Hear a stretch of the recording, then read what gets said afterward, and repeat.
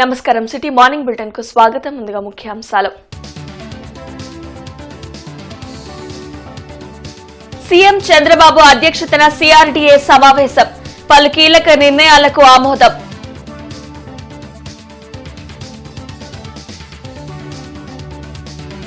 గుంటూరు అభివృద్ధిపై కేంద్ర మంత్రి పెమ్మసాని సమీక్ష. 4 నెలల్లో శంకర్ విలాస్ బ్రిడ్జ్ పనులు ప్రారంభిస్తామని వెల్లడి. రోడ్ల విస్తరణ, తాగునీరు, శానిటేషన్ పై దృష్టి సారించాలన్న ఎమ్మెల్యేలు.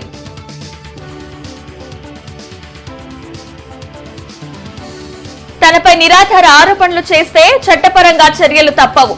వైసీపీ నేతలను హెచ్చరించిన మంత్రి లోకేష్.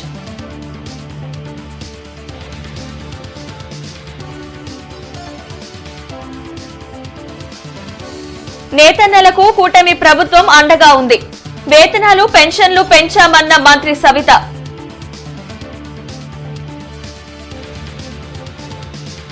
ముఖ్యమంత్రి చంద్రబాబు అధ్యక్షతన 49వ సిఆర్డీఏ అథారిటీ సమావేశం జరిగింది. ఉండవల్లిలోని సీఎం క్యాంపు కార్యాలయంలో నిర్వహించిన ఈ సమావేశంలో పలు అంశాలపై చర్చించి కీలక నిర్ణయాలు తీసుకున్నారు.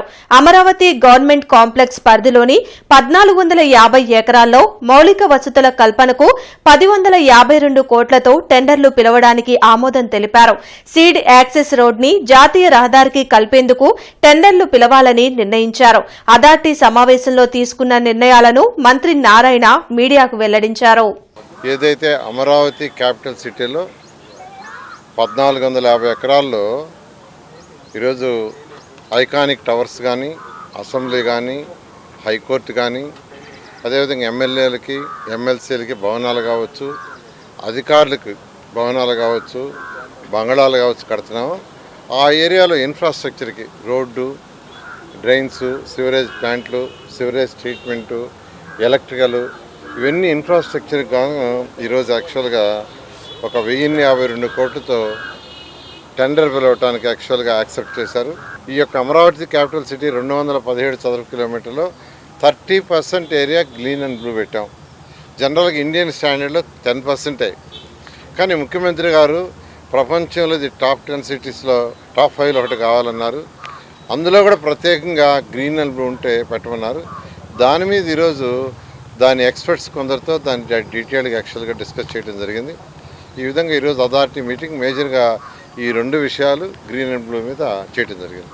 గుంటూరు అభివృద్ధిపై కేంద్ర మంత్రి పెమ్మసాని చంద్రశేఖర్ సమీక్షా సమావేశాన్ని నిర్వహించారు. ప్రజాప్రతినిధులు, అధికారులతో కలిసి అభివృద్ధి పనులపై చర్చించారు. ఏడాది కాలంలో గణనీయమైన అభివృద్ధిని సాధించామన్నారు. అమృత్ భారత్ కింద రైల్వే ప్రాజెక్టులు, శంకర్ విలాస్ బ్రిడ్జ్, ఆర్ఓబీల నిర్మాణాలపై కేంద్ర మంత్రి పెమ్మసాని చంద్రశేఖర్ కలెక్టరేట్లో సమీక్ష జరిపారు. సమావేశంలో MLA Naseer Ahmed, Galla Madhavi, Ramanjaneyulu, collector Nagalakshmi, JC Bhargav Teja, commissioner Srinivasulu, mayor Kovelamudi Ravindra, deputy mayor Sajila, ఇతర అధికారులు పాల్గొన్నారు. శంకర్ విలాస్ బ్రిడ్జి పనులు ఎప్పటికప్పుడు ప్రజలకు అందుబాటులో ఉంచాలని పెమ్మసాని సూచించారు. 3 వంతెనల వద్ద డ్రైనేజీ నీరు నిల్వ ఉండకుండా చర్యలు తీసుకోవాలని సూచించారు. ఆర్యూబీల నిర్మాణం 4 నెలల్లో ప్రారంభమవుతుందని చెప్పారు.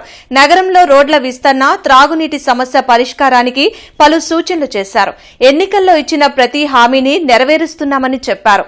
అభివృద్ధిపై వైసీపీ చర్చకు వస్తే తాము సిద్దమని సవాల్ విసిరారు. ప్రజలు చౌకబారు విమర్శలు చేసేవారిని నమ్మటం లేదని, అభివృద్ధిని గమనిస్తున్నారని వారు తెలిపారు. ఇవన్నీ కాకుండా శంకర్ విలాస్ బ్రిడ్జ్ కట్టేటప్పుడు ట్రాఫిక్ డైవర్షన్కి చేయాల్సినటువంటి ఇష్యూస్ చాలా ఉన్నాయి. అందులో కొన్ని ఎలక్ట్రిక్ పోల్స్ అన్నీ మధ్యలో ఉండటం, దానికి వాళ్ళు వేసే మన ఎలక్ట్రిక్ వాళ్ళు ఇచ్చే కాస్ట్ ఎస్టిమేట్స్ ఎక్కువగా ఉండటం, వాటిని రివైజ్ చేయటం, ఆ పోల్స్ అన్నీ మళ్ళీ మార్పించి కొన్ని చోట్ల ఎక్కడెక్కడైతే రోడ్లు ఎక్స్టెండ్ చేయాలో అవన్నిటికీ కూడా రోడ్ డెవలప్మెంట్ ప్లాన్స్ అవన్నీ చేసి కొన్ని చేశారు. శారదార్ నగర్ కాలనీ రోడ్ దాదాపుగా అయిపోయింది, నెహ్రూ నగర్ రోడ్ అయిపోయింది. అదేవిధంగా కంకరగుంట ఫ్లైఓవర్ కింద కొన్ని ఇష్యూస్ ఉంటే అవన్నీ సాల్వ్ చేశారు. ఈ ఎలక్ట్రిక్ పోల్స్ అన్నీ కూడా 1 వీక్ 10 డేస్లో మిగిలినన్ని మార్చేస్తే యాక్చువల్గా నిన్న కానీ మొన్న కానీ ఫస్ట్ పిల్లర్ శంకర్ విలాస్కి పడాల్సింది.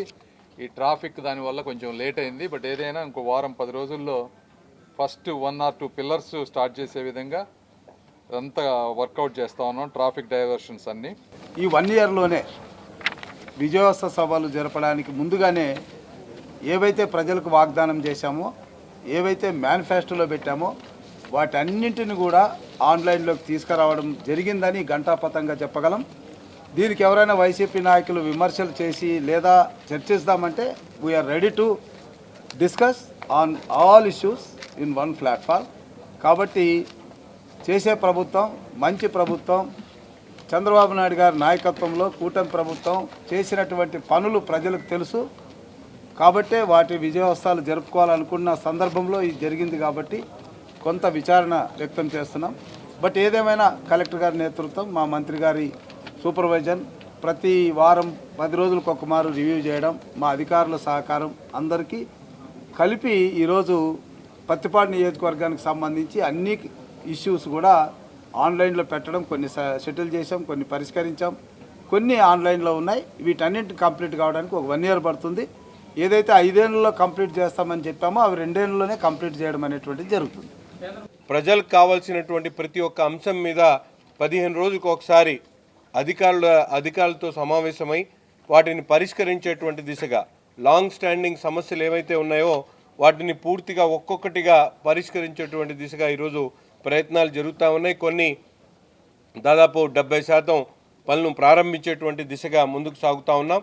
అతి త్వరలోనే, ఎందుకంటే ప్రజలు ఈరోజు చౌకబారు విమర్శలు చేసేటువంటి వాళ్ళు కాదు, పనులు చేసేటువంటి వాళ్ళని ప్రజలు కూడా మెచ్చుకునేటువంటి పరిస్థితి ఉన్నాయి. కాబట్టి ఇదంతా మనం ఒక టీమ్గా, ఒక లీడర్షిప్లో పనిచేస్తూ ఉన్నాం. తప్పకుండా నగర ప్రజలకు, ముఖ్యంగా గుంటూరు జిల్లా ప్రజలకు, పార్లమెంట్ పరిధిలో ఉన్నటువంటి ప్రతి ఒక్కరికి కూడా ఈ గోల్డెన్ టైమ్గా దీన్ని మేమందరం కూడా అభివర్ణిస్తూ తప్పకుండా కష్టపడి పనిచేస్తాం. ప్రజలకు కావాల్సినటువంటి కార్యక్రమాలన్నీ కూడా పూర్తి చేస్తామని చెప్పి హామీ ఇస్తా ఉన్నాము.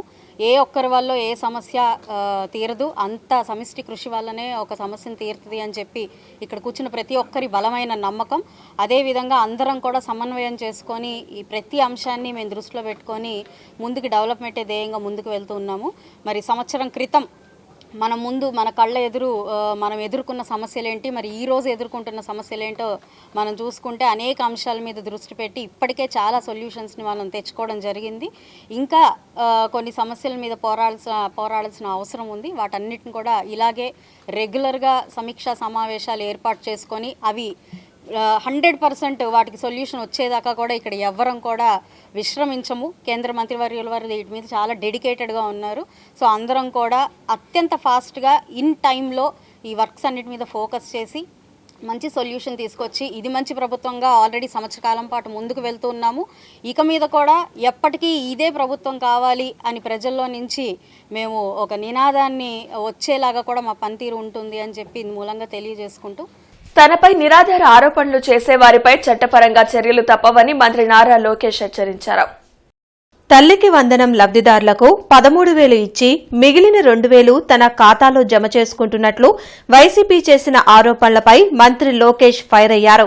ఉండవల్లిలో ఆయన మీడియాతో మాట్లాడారు. రాష్ట్రంలోని 80% మంది విద్యార్థులకు స్కూల్ కిట్లను మొదటి రోజే అందించినట్లు చెప్పారు. ఎంతమంది పిల్లలుంటే అంతమందికి తల్లికి వందనం ఇస్తామన్న మంత్రి కొంతమంది ఖాతాలు యాక్టివ్లో లేవని, ఆ సమస్య సరిచేసుకుంటే నిధులు వారి అకౌంట్లో జమవుతాయని వివరించారు. సోమవారం నాటికి ఉపాధ్యాయుల బదిలీలు పూర్తవుతాయని చెప్పారు. ప్రభుత్వ స్కూల్స్ లో నాణ్యత పెంచాలనేదే కూటమి ప్రభుత్వ లక్ష్యమని, గత ప్రభుత్వం విద్యా వ్యవస్థను నాశనం చేసిందని ధ్వజమెత్తారు. 2,000 రూపాయలు నా బ్యాంక్ అకౌంట్కి వచ్చింది, నా జోబులోకి వచ్చిందని వాళ్ళు అంటున్నారు కనుక నిరూపించండి, లేదంటే ఆ స్టేట్మెంట్ విత్డ్రా చేయండి. ఈ 2 చేయకపోతే చాలా తీవ్రమైన పరిణామాలు ఉంటాయి. లీగల్గా నేను దీనిపైన ముందరికెళ్లాలని నిర్ణయించుకుంటాం జరిగింది. గత ప్రభుత్వం పెట్టిన కండిషన్స్ ఏదైతే ఉందో అదే ఫాలో అయ్యాం. ఎలిజిబిలిటీ క్రైటీరియాకి ఎలిజిబిలిటీ అయ్యేదానికి ఏదైతే ఉందో మెకానిజం అదే మేము ఫాలో అయ్యాం. సో మమ్మల్ని ప్రశ్నించే హక్కు వాళ్ళకి ఎక్కడుందంటున్నా. ఏంటంటే నా లక్ష్యం ఏంటంటే పిల్లలు మొదటి రోజు స్కూల్కి వెళ్ళినప్పుడు ఆ సంవత్సరం ఉన్న టీచర్లు వాళ్ళు మొదటి రోజే వస్తారని లక్ష్యంగా పెట్టుకున్నాం. కానీ అది సాధించలేకపోయా. దానివల్ల నేను చాలా బాధపడుతున్నా.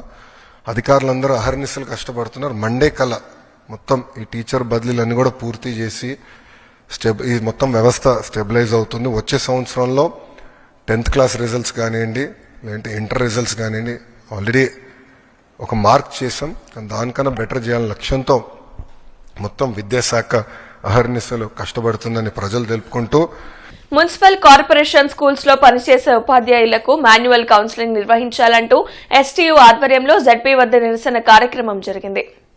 వెబ్ ఆప్షన్స్ లో అన్ని ప్లేస్లు చూపించడం లేదని, దీనివల్ల ఉపాధ్యాయులు బదిలీల్లో నష్టపోతున్నారని ఎస్టీయూ నేతలు ప్రభుత్వ తీరుని తప్పుపట్టారు. అధికారులు స్పందించి తగు చర్యలు తీసుకుని మున్సిపల్ కార్పొరేషన్ పరిధిలో పనిచేసే ఉపాధ్యాయులకు మాన్యువల్ కౌన్సిలింగ్ ని మాత్రమే నిర్వహించాలని డిమాండ్ చేశారు. ఎక్కడా కూడా గుంటూరు మున్సిపల్ కార్పొరేషన్లో ఈ రోజు కూడా వెబ్ కౌన్సిలింగ్ అనేది ఏ ఉపాధ్యాయుడు ఇంతవరకు సరిచేసుకుని ఉండలేదు. కాబట్టి వెబ్ కౌన్సిలింగ్ని మేము పూర్తి స్థాయిలో వ్యతిరేకిస్తున్నాం. మాన్యువల్ కౌన్సిలింగ్కి మాత్రమే మేము పూర్తి స్థాయిలో అంగీకరిస్తున్నాం. మేము నిన్న కలిసినప్పుడు డిఈఓ గారు అంగీకరించారు. రాత్రి కలిసినప్పుడు ఆర్జేడీ గారు మేము మీకు 2 ఆప్షన్లు ఇస్తున్నాం. ఒకటి మాన్యువల్ కౌన్సిలింగ్, రెండోది ఎడిట్ ఆప్షన్. ఎడిట్ ఆప్షన్ అయితే మీకు సక్రమంగా ఉంటుంది, పని తొందరగా అయిపోద్ది అని చెప్పి రాత్రి ఆర్జేడీ గారు ఉన్నతాధికారులతో మాట్లాడి మాకు ఎడిట్ ఆప్షన్ ఇచ్చారు. పోనీ ఎడిట్ ఆప్షన్లో ఏం జరిగింది? ఉన్న 80 ఖాళీలకు గాను 54 ఖాళీలు మాత్రం కనిపిస్తున్నాయి. సో ఎడిట్ ఆప్షన్లో కూడా ఈ ప్రభుత్వం పూర్తి స్థాయిలో విఫలమైందన్నమాట వాస్తవం. సింగిల్ లైన్ మేము అడుగుతున్నటువంటి అంశం ఏంటి? మాకు మాన్యువల్ కౌన్సిలింగ్ కావాలి. మాన్యువల్ కౌన్సిలింగ్ ద్వారా మాత్రమే మా ఎస్జిటీస్కి పూర్తిగా వేకెన్సీస్లో కానీ ఎంచుకునే విషయంలో కానీ న్యాయం జరుగుతుందని మా అందరికీ నమ్మకం ఉంది. ఇక్కడ ఇంకో విషయం ఏంటంటే, రాష్ట్ర వ్యాప్తంగా మంత్రి గారు ఇచ్చిన మాట మేరకు మాన్యువల్ జరుపుతున్నప్పుడు జిఎంసీకి మాత్రమే, గుంటూరు మున్సిపల్ కార్పొరేషన్కి మాత్రమే ఎందుకోసం వెబ్ ఆప్షన్లు ఇంత ఇబ్బంది పెట్టి మరి మమ్మల్ని ఇబ్బంది పెట్టి ఈ విధంగా చేయాల్సినటువంటి అవసరం ఏముంది? అందరికీ మాన్యువల్ కౌన్సిలింగ్ అయ్యి మాకు మళ్ళీ వెబ్ ఆప్షన్స్ అని చెప్పారు సార్. మాకు వెబ్ ఆప్షన్స్ అని చెప్పేసరికి అసలు స్కూల్స్ ఏం పెట్టామో తెలీదు, ఎలా ఇచ్చామో తెలీదు, మాకు స్కూల్స్ అసలు ఎక్కడెక్కడ ఏమేమి ఉన్నాయో కూడా తెలీదు. అలాంటిది మేము ఒక ఫుల్ ఆఫ్ కన్ఫ్యూజన్లో ఈ ఆప్షన్స్ పెట్టడం జరిగింది సార్. మాకు అసలు నిజంగా దీని గురించి ఒక పూర్తి అవగాహన లేకుండా మేము ఆప్షన్స్ పెట్టాం. దానికి తోడు ఒకసారి వెబ్ ఆప్షన్ అంటారు, ఒకసారి మాన్యువల్ ఆప్షన్ అంటారు. దీనివల్ల మేము ఎంతో ఒత్తిడికి గురవుతున్నాం. ముఖ్యంగా ఆడవాళ్ళు సార్, ఇక్కడున్న ప్రతి ఒక్క లేడీస్ ఇంట్లో అర్ధరాత్రి కూడా మెసేజ్లు వస్తున్నాయి sir, manual option, web option అని. దానివల్ల ఎంతో ప్రెజర్కి గురయ్యి చాలా ఇబ్బంది పడడం జరిగింది. డీసీఎంఎస్ చైర్మన్ గా బాధ్యతలు స్వీకరించిన వడ్రానం హరిబాబుకి అభినందన సభ ఏర్పాటు చేశారు. హిందూ ఫార్మసీ ఎదురుగా ఉన్న ఏ కన్వెన్షన్ హాల్లో శనివారం ఉదయం అభినందన సభ జరగనుంది.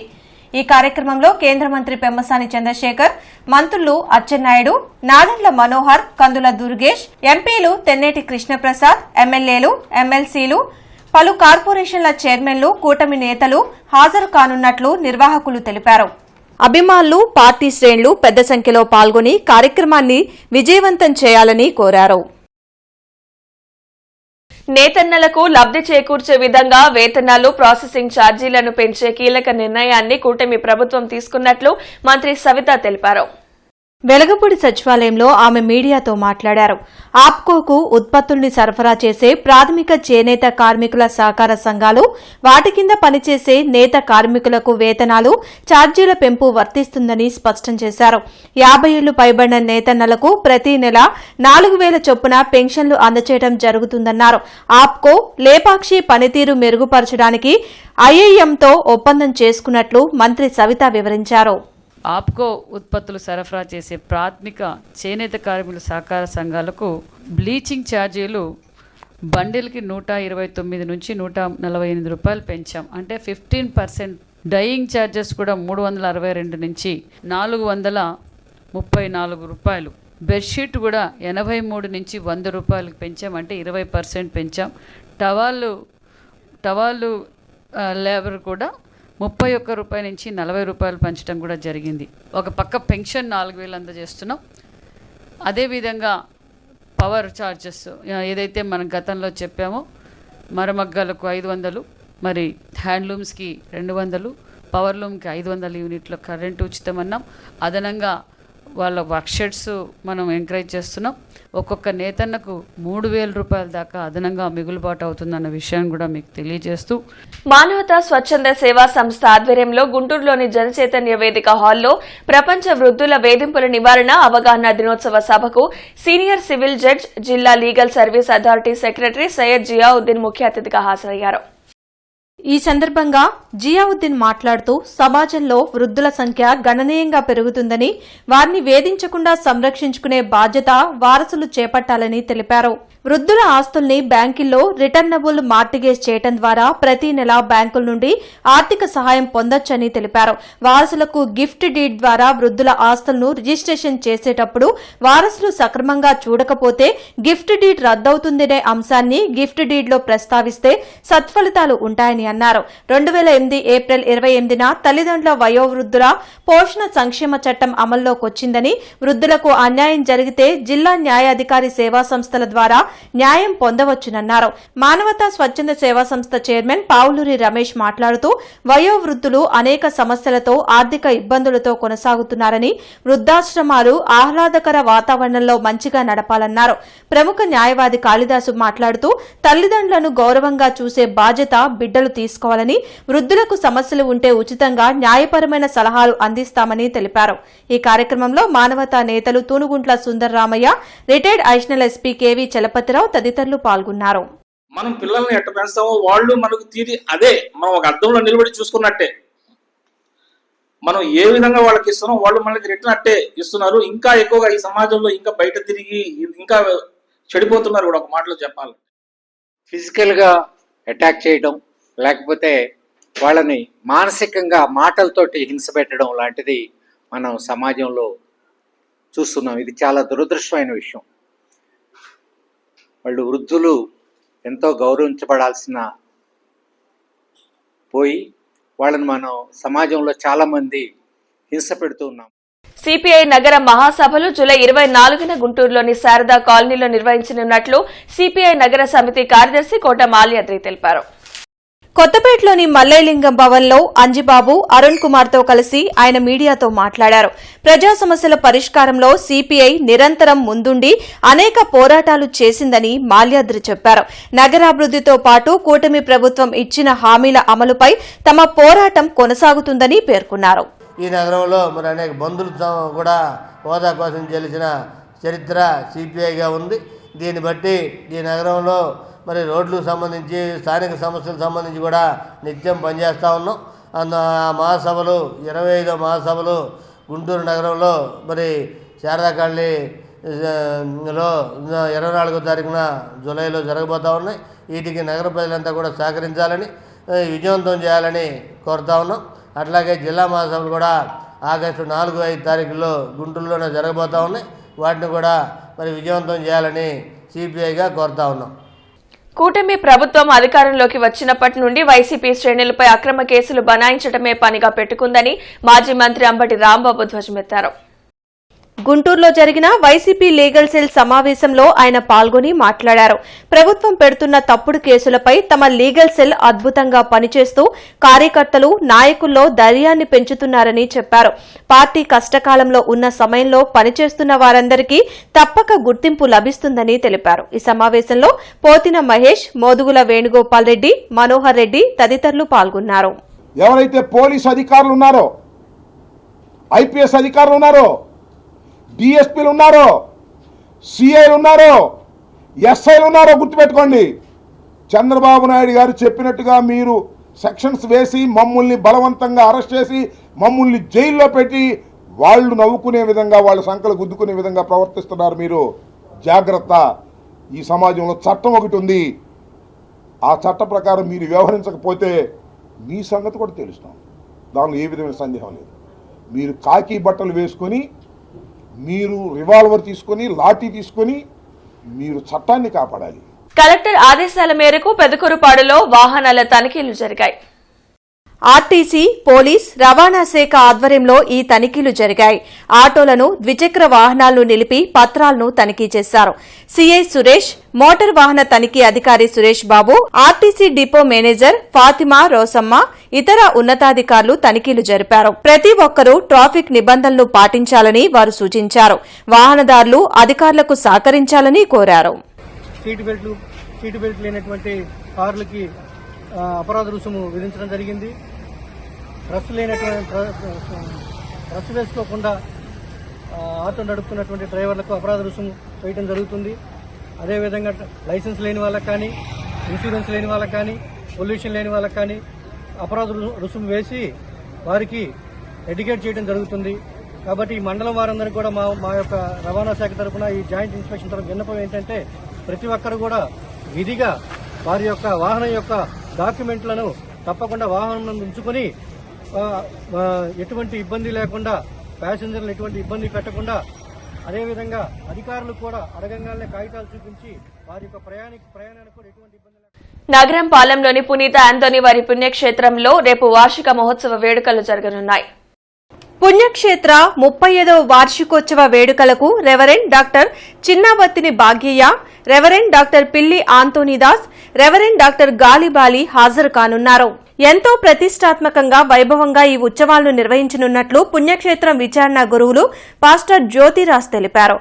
ఈ సందర్భంగా భారీ ఊరేగింపు నిర్వహించనున్నట్లు చెప్పారు. భక్తులందరూ పాల్గొనాలని జ్యోతిరాజ్ కోరారు. ఈరోజు, రేపు, ఎల్లుండి 3 రోజులు ఈ అంతోని వారి మహోత్సవాలను మేము జరుపుకుంటూ ఉన్నాం. దాదాపుగా 10,000 మంది విశ్వాసులు, 3 పీఠాధిపతులు, 100 మంది గురువులు, కన్యాస్త్రీలతో ఈ ఉత్సవాలు జరుగుతూ ఉన్నాయి. ఈరోజు ప్రత్యేక విధముగా ఈ తేరు ప్రదక్షిణ అంతోని వారి స్వరూపముతో మేము గుంటూరు పట్టణంలో పురవీధుల్లో ఈ తేరు ప్రదక్షిణ గావిస్తూ ఉన్నాం. ఈరోజు దివ్యబలి పూజతో ఈరోజు పండగ కార్యక్రమాలు ప్రారంభమవుతున్నాయి. వచ్చే ఆదివారం అనగా 15వ తారీఖు సాయంత్రం 6 గంటలకి మరి అంతోని వారి పుణ్యక్షేత్రం నగరం పాలెంలో మరి సాయంత్రం 6 గంటలకి బిషపులు, కొత్తగా వస్తున్నటువంటి బిషపులు, ఘనత వహించినటువంటి శ్రీ చిన్నాబత్తిని భాగ్యయ్యని వారు, విశ్రాంత పీఠాధిపతులు గాలిబాలి మేత్రానులు, గుంటూరు సహాయ మేత్రానులు, పిల్లి అంతోనిదాస్ పీఠాధిపతులు 3 కూడా ఊరేగింపుతో శ్రీ విశ్వావసునామ సంవత్సర 22వ చాతుర్మాస వ్రతం జూలై 10 నుండి సెప్టెంబర్ 7 వరకు జరగనుంది. ఈ సందర్భంగా ఆరాగ్రహారంలోని వాసవి కన్యకా పరమేశ్వరి అమ్మవారి దేవాలయంలో శ్రీ శ్రీ శ్రీ వామనాశ్రమ మహాస్వామీజీ చాతుర్మాస్య దీక్షను చేపట్టనున్నారని ఆతుకూరి ఆంజనేయులు తెలిపారు. ఆర్య వైశ్యులు స్వామీజీని దర్శించుకుని అమ్మవారి సేవలో తరించాలని కోరారు. అనేక ప్రాంతాల్లో చాతుర్మాస్య దీక్షను చేపట్టిన వామనాశ్రమ మహాస్వామీజీ గుంటూరుకు రావడం తమ అదృష్టంగా భావిస్తున్నట్లు చెప్పారు. ఆయన చేసే పూజకి, ఆ దీక్షకి మనందరం సపోర్ట్ చేయాలి అని చెప్పి కూడా మేము మనం చేస్తూ ఉన్నాం. మన హోదాలు, మన ఆస్తిపాస్తులు కాదు. స్వామీజీ దగ్గర కానీ, అమ్మవారి దగ్గర మనందరం సమానమే.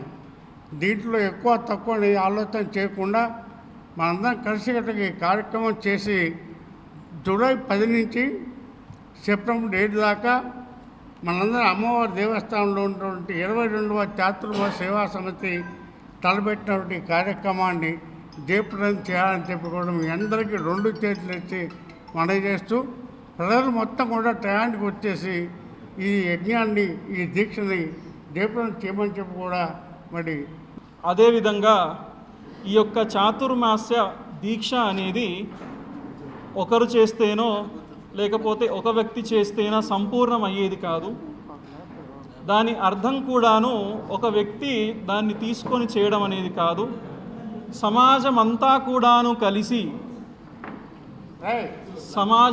కూడాను కలిసి ప్రతి ఒక్క వ్యక్తి వారి బాధ్యత అన్న భావనతో సంపూర్ణమైనటువంటి గురు భక్తితో చేస్తేనే ఈ యొక్క చాతుర్మాస్య దీక్ష సఫలీకృతం అవుతుంది.